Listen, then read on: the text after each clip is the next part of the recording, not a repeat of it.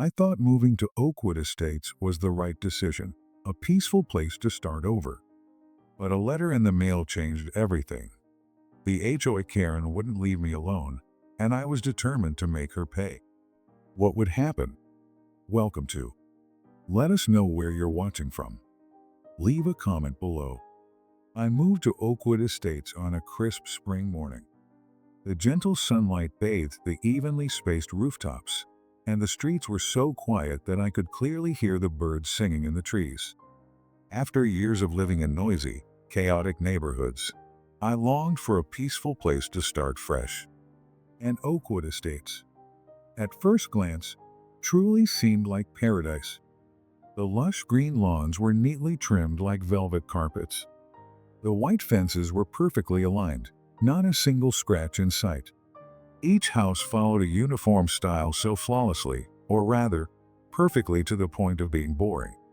I was just hauling my luggage into the house when a woman appeared as if she had risen from the ground.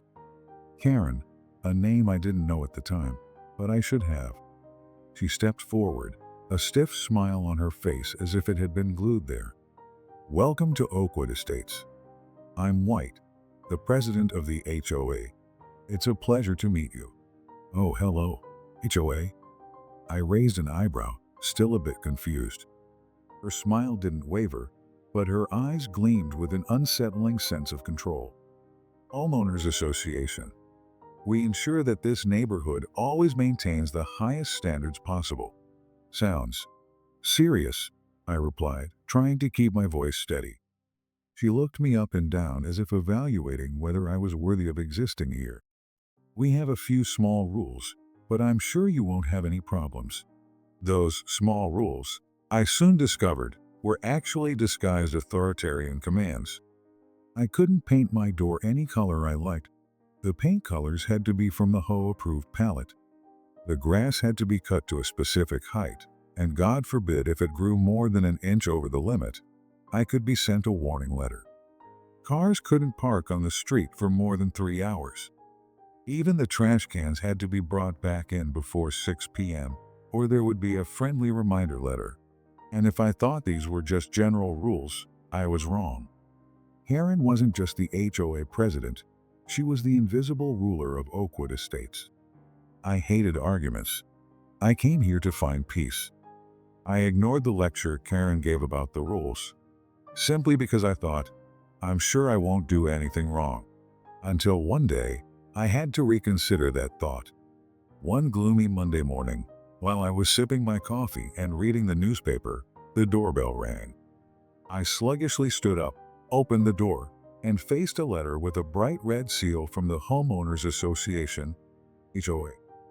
I ripped open the letter and read, "A fine." Why? My fence was 2 inches off from the required standard. I laughed. 2 inches? Are you kidding me? I squinted and looked out the window, where the wooden fence still stood tall and unmoving, just as it had for the past 3 years. I held up the measuring tape to check. Yes, indeed. 2 inches. It was completely ridiculous. I grabbed the letter and stormed straight to the HOA office. Inside, the air-conditioned room was freezing, and the fluorescent light overhead cast a pale glow onto Karen's neatly organized desk. Karen looked up, a perfect smile spreading across her face. Her voice was as smooth as velvet, but there was something about it that sent a chill down my spine. Mr. Carter, I guess you're here because of the letter this morning? I placed the paper on her desk. That's right. Are you telling me that 2 inches is a reason to fine a homeowner? Karen tilted her head, her expression as if I had just asked a silly question.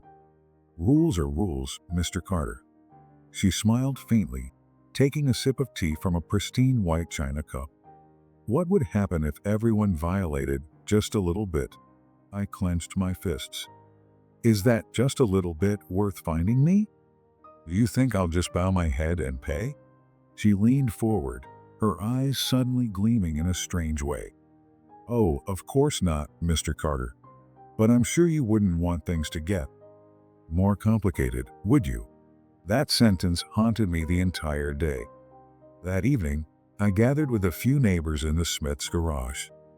They looked at me warily, as though fearing someone might be watching. "Did you get fined too?"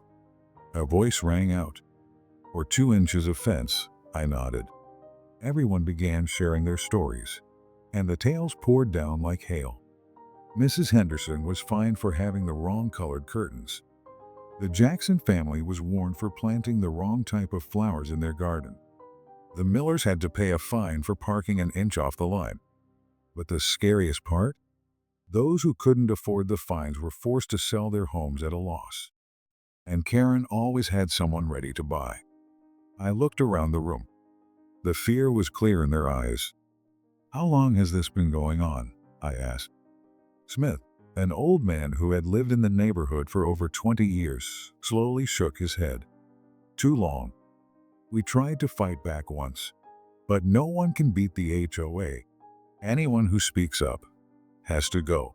I gripped my beer glass tightly, my breath coming in sharp bursts. This couldn't keep going on. We needed a plan. But how?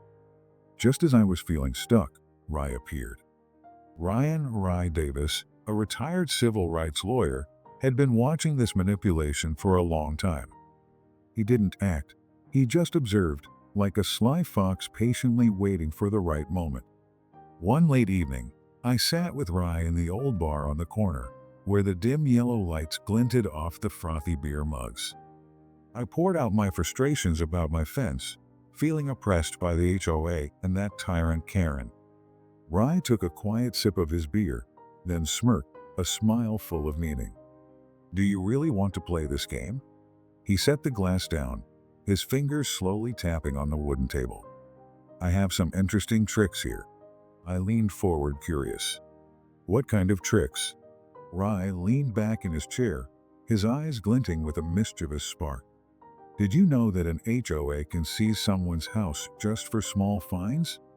I once saw an old lady, Helen, lose her house because she couldn't pay the fine for not mowing the lawn." "You know who was behind that?" I stayed silent. I didn't need him to say it.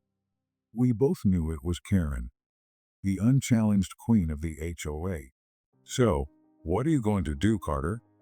Rye continued, his voice challenging. "Back down, or fight back?" I clenched my fist. This wasn't just about my fence anymore. This was about justice. And I wasn't going to back down. "We need a way to fight back against her," I said, my mind as tense as a bowstring. "A legal way, but bold enough to drive her crazy." Rye crossed his arms. "Got any ideas?" I stared at the beer glass, then a thought flashed. "The HOA controls the fence, right?" "Right, but there's no provision about building a moat." Rye blinked, then burst into laughter. A hearty, amused laugh. "Oh man, I like you." I spent the whole week digging a legal moat around my property. Not too deep to violate safety regulations, not too wide to be deemed dangerous, but just enough to grab attention. I even built a small wooden bridge across it, completely up to HOA standards. Then, the day came when the HOA showed up for an inspection. Karen, as usual, led the inspection team. When she walked up to my house, her gaze fixed on the moat, nearly a meter deep, surrounding my property. She glared, mouth agape as if she wanted to scream but couldn't find the words. "What the hell? Carter, what the hell is this?" she bellowed. I stood with my arms crossed on the porch, deliberately letting the sunlight shine on my face in a victorious way. A creative measure to ensure compliance with the regulations. All the HOA members standing behind Karen were baffled. They flipped through the rulebook, turning pages back and forth, trying to find a provision that would prohibit me from doing this. But there was none. Rye stood next to me, arms crossed, nodding in approval. "Looks like you've won this round." Karen gritted her teeth, her face reddening with anger. But there was nothing she could do. At first, the moat was just a self-defense tactic. But then it became a symbol. The residents in the neighborhood started seeing me as someone who stood up against the oppression of the HOA. Neighborhood meetings became more tense. And then the unexpected happened. Some members of the HOA board turned against Karen. She's gone too far. We can't keep supporting her anymore. They secretly provided insider information to Rye, helping us uncover numerous irregularities in the way Karen ran the HOA. But Karen was not easily defeated. As soon as she discovered the betrayal, she immediately counterattacked. "You think you can overthrow me?" Karen snarled in an emergency HOA meeting. "Do you really want to play this game?" He set his glass down, his fingers slowly tapping on the wooden table. "I have a few interesting tricks." I leaned in, curious. "What kind of tricks?" Rye reclined in his chair, his old eyes gleaming with mischief. "Do you know that HOA can seize a house just because of a small fine? I've seen an old lady, Helen, lose her house just because she couldn't pay the fine for not mowing the lawn in front of her house. Do you know who was behind that?" I remained silent. I didn't need him to say it. We both knew it was Karen, the unchallenged queen of HOA. "So, what are you going to do, Carter?" Rye continued, his voice full of challenge. "Retreat or fight back?" I clenched my fists. This was no longer just about my fence. This was about justice. And I wouldn't back down. "We need a way to fight her," I said, my mind stretched tight like a bowstring. "A legal way, but bold enough to drive her crazy." Rye crossed his arms. "Got anything in mind?" I stared at the beer glass. Then an idea flashed in my mind. HOA controls the fences, right? Right. But there's no clause about building a moat. Rye blinked, then burst out laughing. A long, delighted laugh. "Oh man, I like you already." I spent the whole week digging a legal moat around my property. Not too deep to violate safety regulations, not too wide to be considered dangerous, but just enough to attract attention. I even built a small wooden bridge over it, fully complying with HOA standards. And then, the day came when HOA showed up for an inspection. Erin, as usual, led the inspection team. When she stepped up to my house, her eyes landed on the nearly meter-deep moat surrounding my property. She glared, her mouth opening as if to scream, but no words came out. "God damn it. Carter, what the hell is this?" she growled. I stood with my arms crossed on the porch, purposely letting the sunlight shine on my face triumphantly. A creative measure to ensure compliance. All the HOA members behind Karen were confused. They opened the rule book, flipping through page after page, trying to find some clause that would prohibit me from doing this. But there was none. Rye stood next to me, arms crossed, nodding in enjoyment. "Looks like you've won this round." Karen gritted her teeth, her face turning red with anger.